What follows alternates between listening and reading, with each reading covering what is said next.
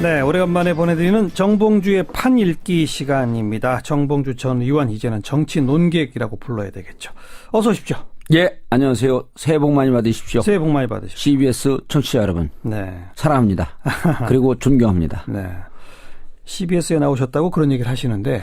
아니, 계속 요즘 모두가 그렇습니다. 촛불 보고 너무 반성과 이 감격이 커서 요즘 보는 분들보다. 근데 정작 요즘 보니까 종편 채널 A 채널에도 나가시더라고. 예. 외부자들이라는 프로그램. 예. 아니, 저희 시사자키에 외부자들이라는 코너가 있는데. 그래요? 저희 허락도 받지 않고 이런 프로그램 제명을 막 갖다 써도 됩니까? 그건 채널 A하고 여기 CBS하고 싸워야지. 우리 출연진들은 관여할 바 아닌. 원래 채널 A나 TV조선 이런 데는 안 나가시지 않았어요? 안 나가려고 그랬는데 이번에 촛불 그 최순실 정국을 보면서 TV조선과 한겨레가 콜라보를 하는 세상이 왔다. 예, 예. 그래서 이제는 그 껍데기보다도 그 타이틀보다도 그 안에 컨텐츠로 승부하는 시대가 온 거 아니냐 하면서 채널 A도 또 한겨레 기자가 적극 추천하고 그쪽에 있는 PD들이 어쩔 수 없이 채널 A에 있지만 그분들이 이렇게 지금까지 채널 A 논조처럼 왜곡하거나 혹은 편향되게 하지 않을 것이다. 네, 네. 그렇게 적극 추천해갖고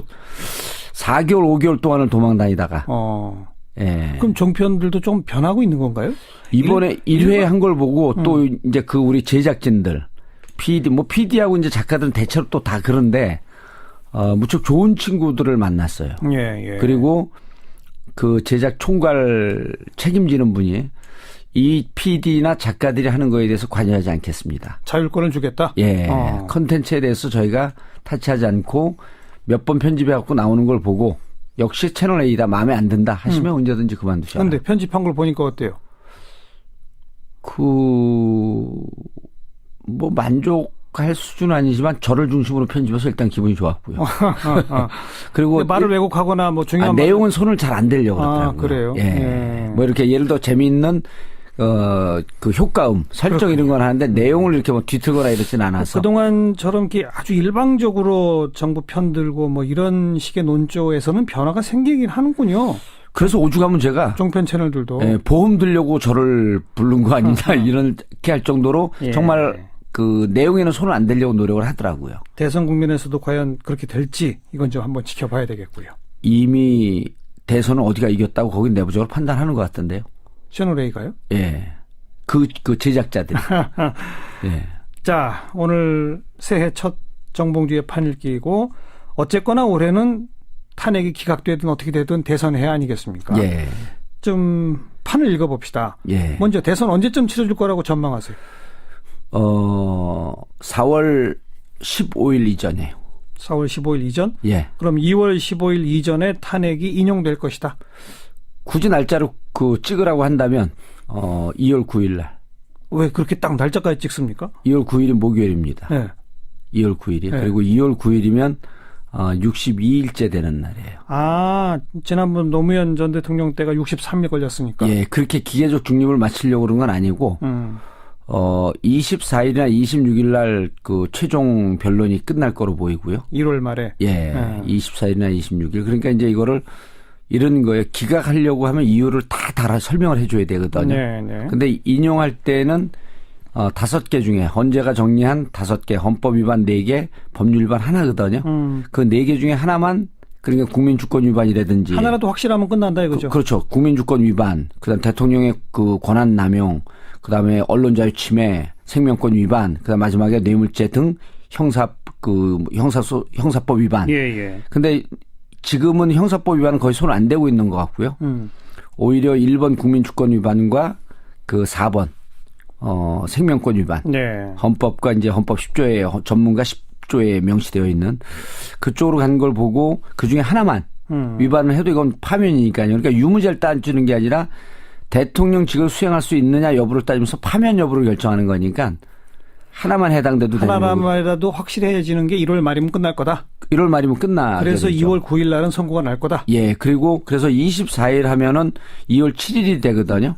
왜냐하면 이제 그 주위에 쭉 이제 취재를 해보면 일주일이어도 판결문은 쓸 수 있다. 이런 얘기를 하는데 헌재에서 이제 지금 공식적으로 얘기한 건 뭐냐면 신속이란 표현과 네. 공정한 심리라고 하는 표현과 예. 그다음 충실성 이 세 가지를 강조해요. 예, 예.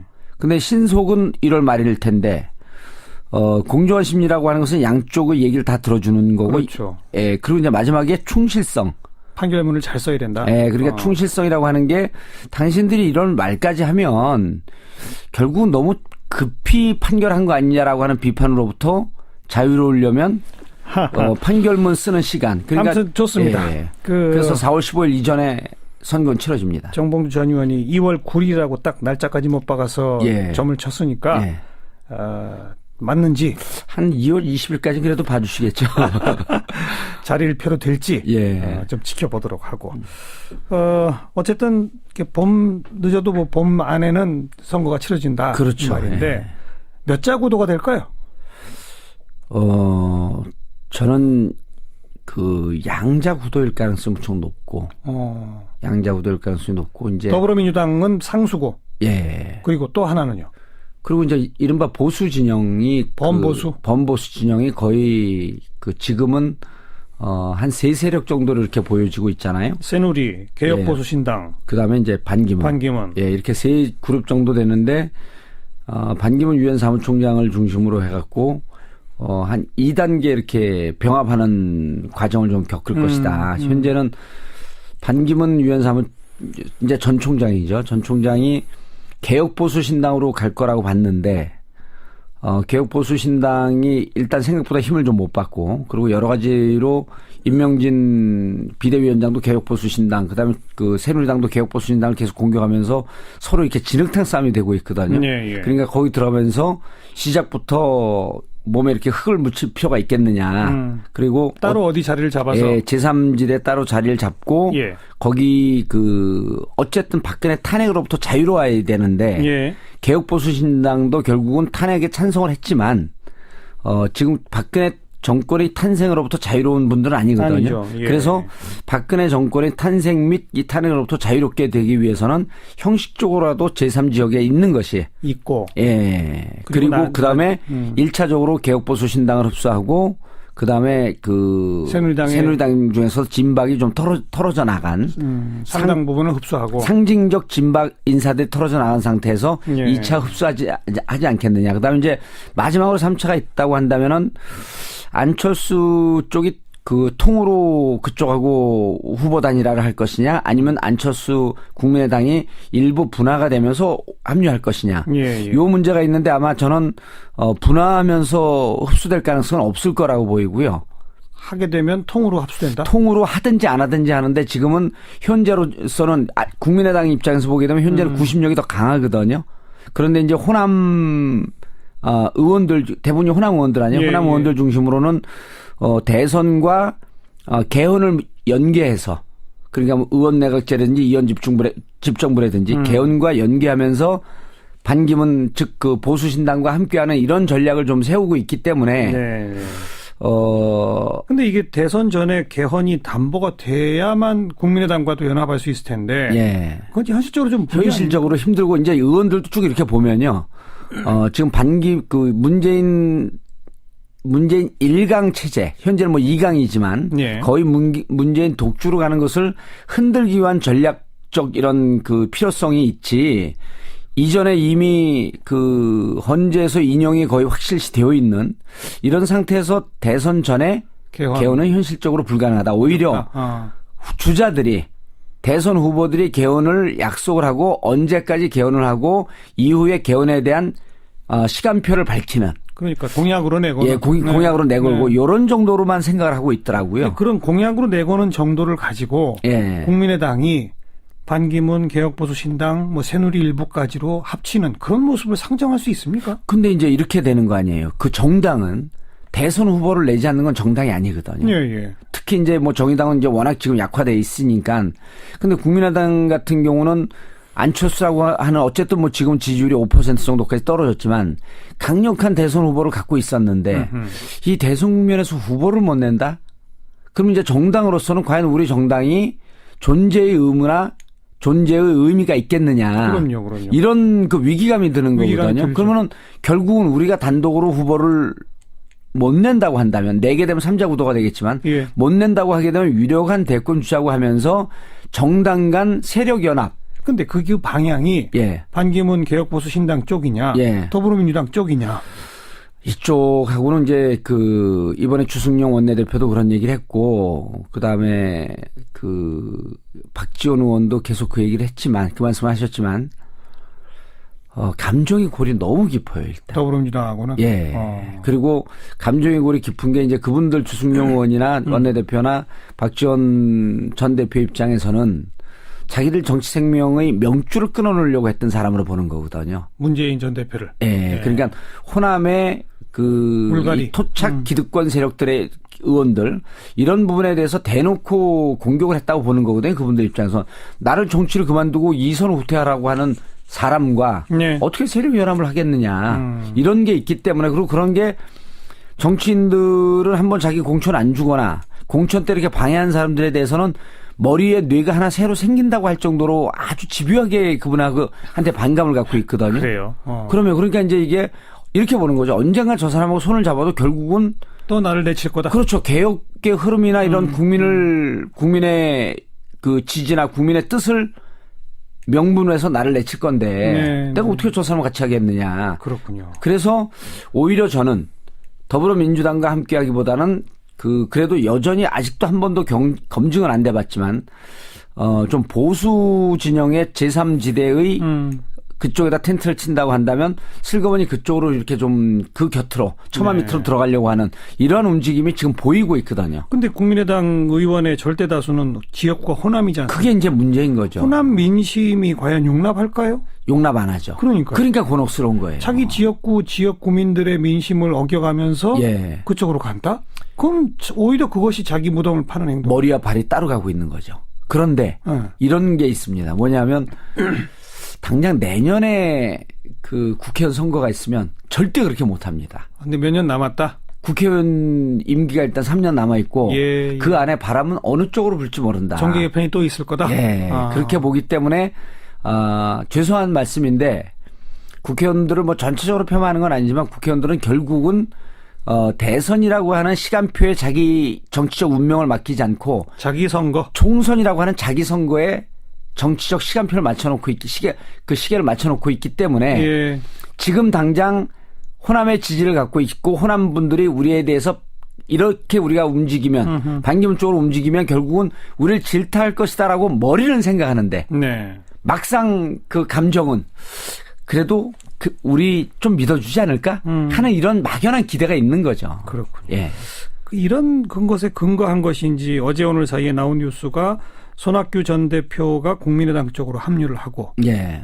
안철수 세력과 손을 잡고 예. 그러면 더불어민주당에서 한 10명 의원이 나와서 함께 할 것이다. 근데 뭐 오늘 제가 일부 시간에도 윤호중 정책위 의장하고 인터뷰하니까 예. 자기가 확인해 봤는데 당에서 확인해 봤는데 예. 한 명도 없다더라.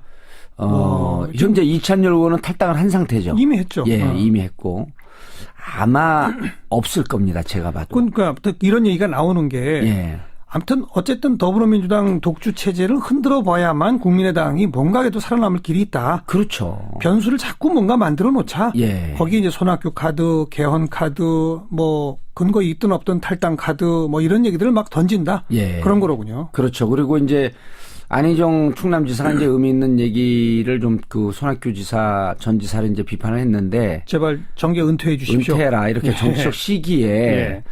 저는 이제 사실 뭐 전에 2007년도 이제 손학규 지사를 지지했던 입장에서 제가 그 이후에 이제 좀 혹독하게 비판을 했는데 2013년 초에 독일을 가요. 네. 손학규 지사가 독일을 가고 그 이후에 이제 또 김두관 현 의원이 또 독일을 쫓아가길래 그때 제가 이제 제 SNS인가 거기다 그런 얘기를 썼는데 정치 생명 연장의 꿈이다. 은퇴할 사람은 은퇴할 때 들어갈 때하고 물러날 때를 아는 것이 이게 그 군자가 가는 길이라고 예. 하는데 예. 그만큼 정치에서 지사도 했고 장관도 했고 당대표도 했고 당대표도 했으면 정치인으로서는 과분한 영광을 누렸는데 이젠 물러나야 되는데 자꾸만 자신이 뭔가 정치적 가능성이 있다고 하면서 독일도 가면서 독일 간다고 페이스북에 올리고 뭐 독일의 지방선거에 대해서 얘기하고 그런 게 희망이 없는데 개인이 예. 그냥 정치 생명을 유지하려고 하는 이런 꿈이고 결국 이게 국민들에게 지지자들에게 누가 되는 거 아니냐. 근데 그 얘기를 안희정 지사가 했어요. 예. 저는 안희정 지사의 지적이 맞다고 봐요. 그러니까 지금 정봉주 전 의원도 손학규 전 대표는 이제 그만 물러날 때가 지났다 이렇게 보는 거예요. 그렇게 안 할 거면 안 할 거면 자꾸만 정치에 그 국민들은 2% 3% 1%도 안 되는데 자꾸만 자신의 정치의 중심에 쓰려고 하면서 예. 국민들을 현혹시키는 행동을 안 했으면 좋겠어요. 차라리 그냥 이 당에서 당대표도 했기 때문에 이 당으로 그냥 들어오시든지 네. 아니면 무슨 개헌 제가 그 몇 번씩 그 광장에 나가고 사람들하고 공개 방송하고 그러면서 한 200명에서 한 500명 모인 분들에게 여러분들 중에 촛불을 드는데 개헌을 원하면서 촛불을 드는 분들 한번 손 들어보세요. 물론 이게 아전인수격이지만 예. 아무도 없어요. 예, 근데 정치권에서만 개헌 얘기를 하거든요. 그리고 그 개헌의 전도사인격 하는 분이 손학규 대표 아니에요. 그렇죠. 그러니까 국민과 따로 놀고 있으면 네. 정치인은 국민과 따로 놀고 있으면 물과 물고기의 관계 아니에요? 물을 떠난 물고기는 죽는 게 마땅한 거죠. 그걸 자꾸만 물을 떠나서 혼자 이 바닥 그냥 물고기 밖을 나가 있으면서 혼자 헤엄치듯이 나만이 내 주장만이 국민들의 주장을 받아들이는 것처럼 이렇게 자꾸만 정치가 혼란해지고 네. 잘 판단이 쓰지 않는 국민들은 거기에 현혹돼서 눈이 가려워지는 거죠. 그러면 이건 정치인으로서 올바른 도리가 아니에요, 제가 보기에는. 예. 게다가 국민의당은 당론으로까지 개헌을 지금 확정 지어놨거든요. 그렇죠. 그것도 역시 국민의 뜻과 좀 따로 논다. 저는 이제 하지만 이렇게 봐요. 신년 여론조사를 보면 또 예. 개헌은 해야 된다라는 여론이 더 높긴 해요. 개헌을 해야 된다라고 하는데 또 그 상세 제가 또 여론조사 해봤잖아요. 그럼 언제 개헌이냐? 그러니까 이렇게 조기 대선 있을 때에는 전에는 대선 전에 해서 대통령제나 이런 게 지방적 대통령제의 문제점 이런 걸 극복하자라고 하는 주장이 더 많았었는데 네. 조기 대선으로 오면서 대선 이후로 또 이렇게 가요. 여론이. 예, 여론이. 그러니까 50% 이상은 대선 이후에 그러니까 대선 때 어떻게 할 것인가라고 하는 공약을 걸고 이제는 이렇게 국정을 농단할 수 있는 아주 강력한 힘을 갖고 있는 이런 대통령제에 대해서 문제제기를 좀 해보자라고 하는 데까지는 동의를 했는데 예. 국민들 입장에서 이런 거죠. 개헌이 필요하다. 이게 87년 체제로 온 이제 뭐 한 40년 왔기 때문에 필요하다고 보면서 그러면은 텐트를 치자 이런 거 집을 짓자. 그럼 원통 집을 질 거냐? 삼각형 집을 질 거냐? 네모 반듯한 집을 질 거냐? 이런 거에 대해서는 하나도 의논 안 했거든요. 각양각색이죠. 당론으로 들어가게 되면 다 생각이 또 틀립니다. 대통령 4년 중임제냐, 예, 의원 내각제냐, 이원집 정부제냐, 권역별 비례대표제냐, 예. 소선거구냐 다 다르기 때문에 오히려 지금은 대선 후보들이 개헌을 약속을 하고 대통령이 되고 난 다음에 한 2, 3년 동안 국민들과 충분한 토론을 거쳐서 사드 문제도 전격적으로 하니까 국민들이 반대한 거 아니에요. 좋습니다. 그래서 그렇게 토론을 하면서 개헌에 대한 담론을 만들어 나가는 것이 더 맞지 않겠냐 이렇게 보는 거죠. 어떤 의미에서는 그게 가장 현실적이에요. 예, 근데 이제 국민의당은 왜 당론을 해놨냐면 당에 유력한 그 후보가 없기 때문에 지지율이 떨어지잖아요. 아까 얘기하신 예, 그거죠. 그리고 이제 당은 자꾸 초조해지는 거죠. 정리합시다. 예. 그러니까 큰 그림으로 보면 일단 범보수, 반기문 개혁보수 신당 그리고 새누리의 일부 이쪽은 하나가 될 것이다. 예. 국민의당 그리고 손학규 이런 분들은 개헌고리로 뭔가 자꾸 카드를 던지고 있다는 것은 스스로 카드가 없다는 뜻이고 예. 초조하다는 뜻이고 그렇죠. 어디로 가서 붙을지 본인들도 고민에 빠져 있을 것이다. 예. 이 정도까지 예, 그림을 맞습니다. 그려놓고 더불어민주당은 상수인데 예. 그 안에 후보 경선은 결정된 거예요. 해봐야 하는 거예요. 아직 룰이 안 나왔죠. 네. 룰이 안 나와서 제가 이제 요 며칠 상간에도 2월 초에 끝나니까 빨리 준비해야 된다. 그리고 이제 몇몇 후보들한테도 얘기했는데 이제 얘기가 나오기 시작을 했죠. 지금은 근데 이제 룰도 빨리 합의될 것 같아요. 예, 예. 왜 그러냐 하면 물론 그 이재명 후보의 지지가 좀 떨어져서 10% 초반이지만 그리고 안희정 지사가 조금 올라가긴 하지만 여전히 본인들이 대통령 후보가 될 거라고 하는 확신들은 있거든요. 두 분 다. 그리고 이제 문재인 그 전 대표 같은 경우 20대 후반 30대 초반까지 올라왔잖아요. 예. 근데 이 두 분들이 내가 대통령 후보가 될 것이다라고 하는 기대와 확신은 있으면서도 객관적 열세가 있기 때문에 이 룰을 갖고 깊게 싸우지 않습니다. 그전 같은 경우는 2007년 이런 경우는 이제 아주 심하게 싸운데 2012년도 그런 그 대립이 별로 없었죠. 2007년은 정동영과 손학규 후보가 비등비등했었어요. 비등비등할 때 룰 하나로 지지율 2, 3%가 왔다 갔다 한다고 봤거든요. 지금은 차이가 있기 때문에. 지금 차이가 있기 때문에 룰에 대한 대강의 합의. 그다음에 오히려 또 앞서가고 있는 문재인 전 대표 측에서 다른 사람들이 요구하는 거 다 받아들이겠다. 그렇죠. 무척 수용적으로 가죠. 이렇게 나올 수도 있는 거니까. 그럼 좋아요. 어떻게 해도 되니까. 그래서 경선 룰이 정해지면 그러면 그럼 이제 경선 들어가면서 이것을 전체적인 대선 시계를 보면서 본선에 들어갔을 때 당이 어떻게 유리할 것인가라고 하는 그쪽으로 지금 방점이 찍혀 있어요. 그래요. 당연히 그래야죠. 예. 근데 그전에는 안 그랬습니다. 그전에는 경선에 목숨을 걸고 있었기 때문에 본선은 차치해. 그래갖고 뭐라 그러냐면 경선에서 몸 풀다가 예선하다가 몸에 힘 다 빠진다 그러거든요. 그렇게 말이에요. 예. 이제까지 계속 그랬습니다. 그럼 막상 본선에 들어가면 경선 때 싸웠던 후보들 지지자들은 갈갈기 찢어지고. 요번은 그렇지 않을 것이다. 요번은 좀 덜 할 것 같아요. 그렇지 않을 수는 없습니다. 그렇지. 근데 덜 할 것이다. 예, 좀 덜 할 것 같습니다. 그래서 결국 누가 후보가 되느냐? 현재로선 저는 문재인 후보가 가장 유력하다고 보는 거죠. 네. 예, 그리고 이제 그 내부의 이제 지지율의 변동을 보면 이재명 시장의 그 지지율이 18%까지 올라갔었거든요. 한때. 예, 그게 그 12월 초입니다. 그리고 반문연대 우산 발언, 우산론, 반문연대 발언하면서 그쪽으로 갔던 그 분명한 정체성을 요구했던 강성 지지자들. 좀 떨어져 나가. 이른바 집토끼들. 그분들이 떨어져 나서 일부 아니죠. 다수 문재인 쪽으로 다시 회귀를 했습니다. 예. 그러면서 이제 지지율이 20% 후반 30% 초반까지 회복을 했다가 12월 23일, 24일쯤에 충청도 여론조사를 해봤습니다. 네. 이제 언론도 좀 나왔는데 예. 충청도 여론조사 해봤을 때 반기문 후보가 충청도에서 10%쯤 앞서갔어요. 문재인. 예, 문재인. 네. 그리고 나서 그 언저리에 23만 불 수수설이 터집니다. 23만 불 수수설은 시사 저널이 제일 먼저 터뜨렸는데 그걸 가장 강력하게 받은 게 재미있게도 중앙일보에서 제일 세게 받았습니다. 네. 중앙일보에서. 중앙일보는 제가 추정컨대 주미대사 하려고 했다 낙마했던 홍석현 사장이 계시잖아요. 예. 아마 묘한 무슨 그 정치적 경쟁심이 있지 않겠느냐라고 이렇게 전 봤는데 네. 그때 그 기사가 나고 다시 28일, 29일쯤 조사하니까 충청도도 뒤집혔습니다. 지금 그 1월 1일자 언론에 다 보도된 거를 보면 예. 문재인 전 대표가 오히려 앞섰다. 충청에서 7%에서 10%까지 앞서는 여론조사도 그러니까요. 나옵니다. 예. 그런 걸 보면 반기문 총장이 지금 대선을 선언하고 복귀한다고 하면 지금 이제 개업 효과가 있어야 되거든요. 컨벤션 효과가 있어야 되는데 오히려 역으로 컨벤션 효과가 나타나면서 지지율이 떨어지면서 반기문 유엔 사무총장이 레이스를 걸까 하는 위기감까지 지금 오고 있거든요. 오히려 시작 안 할 수도 있다. 예, 근데 이제 시작 분명히 할 겁니다. 왜냐하면 좋습니다. 예. 맨 첫 질문이 대선판 그리면서 몇 자 구도가 될까요? 그랬더니 양자 구도를 조심스럽게 점쳤어요. 예. 그렇다면 어쨌든 더불어민주당의 후보 현재로서는 문재인 전 대표 가장 유력. 범보수 현재로서는 반기문 전 총장이 가장 유력. 그렇습니다. 그렇게 되고 국민의당 안철수, 손학규 등등의 이 이른바 중간 쪽에 있는 분들은 계속 고민이 깊겠지만 글쎄 대세에 큰 지장 안 준다 이런 거였죠. 그러니까 양자 구도라고 보겠죠. 그렇죠. 근데 이제 이 양자 구도에서 아직도 그 정당을 결정하고 하지 않거나 무당파층이 여전히 20%좀 존재하고 있습니다. 근데 그 단단하게 존재하고 있어요.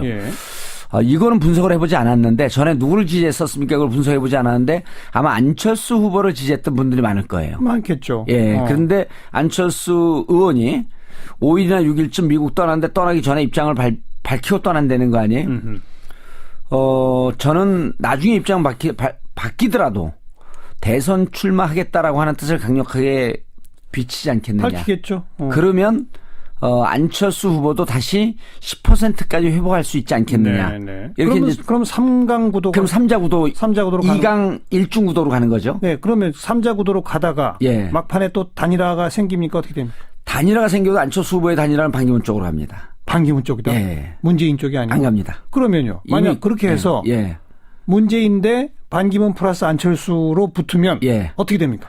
1대1 구도일 때하고 똑같습니다. 왜냐하면 안철수 의원이 반기문 쪽으로 가게 되면 그 지지자가 반쪽 납니다. 반쪽 나니까. 그러니까 변수가 안 된다. 변수가 안 되는 거죠. 글쎄요. 그래서 제가 이제 안철수 그쪽 사람들을 좀 만나봤더니 반기문 쪽으로 간다고 하더라도 별다른 변화가 없다고 한다면 예. 독자적으로 레이스 건다. 끝까지 그냥 간다. 예, 그런 주장을 하는데 그게 이제 문제는 뭐냐면 지금 당에서 상처를 받았잖아요. 김성식 그 원내대표 출마를 시켰다가 떨어졌기 때문에 예. 결국 뭐 호남 기득권 기득층이라 뭐 이런 얘기도 하는데 그것 때문에 끝까지 레이스를 걸지 않겠느냐 이런 추정도 해보는 거죠. 오늘 여기까지만 합시다. 예. 할 얘기 많은데. 여기까지도 굉장히 많이 한 겁니다, 사실. 아, 그래요? 지금 예. 다들 뭐 오리무중 대선판, 뭐 예. 시기도, 구도도 불명확 이런 기사가 많은데 예. 정봉주 전 의원의 시각이지만 예. 어쨌든 딱 부러지게 전망을 했으니까 예. 이제 앞으로 한 주 한 주가 좀 잠깐 고될 수도 있어요. 예, 오늘 제가 전망한 대로 안 되면 CBS 출연한 이전과 이후로 정치적 판단은 틀려질 겁니다. 오늘 수고하셨습니다. 고맙습니다. 예, 감사합니다. 정봉주 전 의원이었습니다. 위반. 네. 헌법과 이제 헌법 10조에 전문가 10조에 명시되어 있는 그쪽으로 간 걸 보고 그 중에 하나만 위반을 해도 이건 파면이니까요. 그러니까 유무죄를 따지는 게 아니라 대통령직을 수행할 수 있느냐 여부를 따지면서 파면 여부를 결정하는 거니까 하나만 해당돼도 되는 거고. 하나만이라도 확실해지는 게 1월 말이면 끝날 거다. 1월 말이면 끝나. 그래서 2월 9일 날은 선고가 날 거다. 예, 그리고 그래서 24일 하면은 2월 7일이 되거든요. 왜냐하면 이제 그 주위에 쭉 이제 취재를 해보면 일주일이어도 판결문은 쓸 수 있다. 이런 얘기를 하는데 헌재에서 이제 지금 공식적으로 얘기한 건 뭐냐면 신속이라는 표현과 네. 공정한 심리라고 하는 표현과 예. 그다음 충실성 이 세 가지를 강조해요. 예, 예. 근데 신속은 1월 말일 텐데 공정한 심리라고 하는 것은 양쪽의 얘기를 다 들어주는 거고 그렇죠. 예, 그리고 이제 마지막에 충실성. 판결문을 잘 써야 된다. 예, 그러니까 충실성이라고 하는 게 당신들이 1월 말까지 하면 결국 너무 찍으라고 한다면 2월 9일 날. 왜 그렇게 딱 날짜까지 찍습니까? 2월 9일이 목요일입니다. 네. 2월 9일이. 네. 그리고 2월 9일이면 62일째 되는 날이에요. 아, 지난번 노무현 전 대통령 때가 63일 걸렸으니까. 예, 그렇게 기계적 중립을 마치려고 그런 건 아니고 24일이나 26일 날 그 최종 변론이 끝날 거로 보이고요. 1월 말에. 예, 24일이나 26일. 그러니까 이제 이거를 이런 거에 기각하려고 하면 이유를 다 달아 설명을 해줘야 되거든요. 네, 네. 근데 인용할 때는 5개 중에 헌재가 정리한 5개 헌법 위반 4개 법률 위반 하나거든요. 그 4개 중에 하나만 그러니까 국민주권 위반이라든지 하나라도 확실하면 끝난다 이거죠. 그렇죠. 국민주권 위반, 그다음 대통령의 그 권한 남용, 그다음에 언론자유 침해, 생명권 위반, 그다음 마지막에 뇌물죄 등 형사법 위반. 예, 예. 근데 지금은 형사법 위반은 거의 손 안 대고 있는 것 같고요. 오히려 1번 국민주권 위반과 그 4번 생명권 하면서 채널 A도 또 한겨레 기자가 적극 추천하고 그쪽에 있는 PD들이 어쩔 수 없이 채널 A에 있지만 그분들이 이렇게 지금까지 채널 A 논조처럼 왜곡하거나 혹은 편향되게 하지 않을 것이다. 네, 네. 그렇게 적극 추천해갖고 4개월, 5개월 동안을 도망 다니다가 예. 그럼 종편들도 좀 변하고 있는 건가요? 이번에 1회 한 걸 보고 또 이제 그 우리 제작진들 PD하고 이제 작가들은 대체로 또 다 그런데 무척 좋은 친구들을 만났어요. 예, 예. 그리고 그 제작 총괄 책임지는 분이 이 PD나 작가들이 하는 거에 대해서 관여하지 않겠습니다. 자율권을 주겠다? 예. 컨텐츠에 대해서 저희가 타치하지 않고 몇 번 편집해 갖고 나오는 걸 보고 역시 채널 A다 마음에 안 든다 하시면 언제든지 그만두셔라. 그런데 편집한 걸 보니까 어때요? 뭐 만족할 수준은 아니지만 저를 중심으로 편집해서 일단 기분이 좋았고요. 그리고 네, 오래간만에 보내드리는 정봉주의 판 읽기 시간입니다. 정봉주 전 의원 이제는 정치 논객이라고 불러야 되겠죠. 어서 오십시오. 예, 안녕하세요. 새해 복 많이 받으십시오. 새해 복 많이 받으십시오. CBS 청취자 여러분. 네. 사랑합니다. 그리고 존경합니다. 네. CBS에 나오셨다고 그런 얘기를 하시는데. 아니, 계속 요즘 모두가 그렇습니다. 촛불 보고 너무 반성과 이 감격이 커서 요즘 보는 분들보다. 근데 정작 요즘 보니까 종편 채널 A 채널에도 나가시더라고. 예. 외부자들이라는 프로그램. 예. 아니, 저희 시사학회에 외부자들이라는 코너가 있는데. 그래요? 저희 허락도 받지 않고 이런 프로그램 제명을 막 갖다 써도 됩니까? 그건 채널 A하고 여기 CBS하고 싸워야지. 우리 출연진들은 관여할 바 아닌 원래 채널 A나 TV조선 이런 데는 안 나가시지 않았어요? 안 나가려고 그랬는데 이번에 촛불 그 최순실 정국을 보면서 TV조선과 한겨레가 콜라보를 하는 세상이 왔다. 예, 예. 그래서 이제는 그 껍데기보다도 그 타이틀보다도 그 안에 컨텐츠로 승부하는 시대가 온 거 아니냐. 말을 왜곡하거나 뭐 중요한 내용은 손을 잘 안 대려고 그러더라고요. 그래요? 예. 예. 뭐 이렇게 예를 들어 재미있는 그 효과음, 설정 이런 건 하는데 내용을 이렇게 뭐 뒤틀거나 이러진 않아서. 그동안처럼 이렇게 아주 일방적으로 정부 편들고 뭐 이런 식의 논조에서는 변화가 생기긴 하는군요. 그래서 오죽하면 제가 종편 채널들도. 예, 보험 들려고 저를 부른 거 아니냐 이렇게 할 정도로 예. 정말 그 내용에는 손을 안 대려고 노력을 하더라고요. 대선 국면에서도 과연 그렇게 될지 이건 좀 한번 지켜봐야 되겠고요. 이미 대선은 어디가 이겼다고 거긴 내부적으로 판단하는 것 같던데요. 채널 A가요? 예. 그 제작자들이. 예.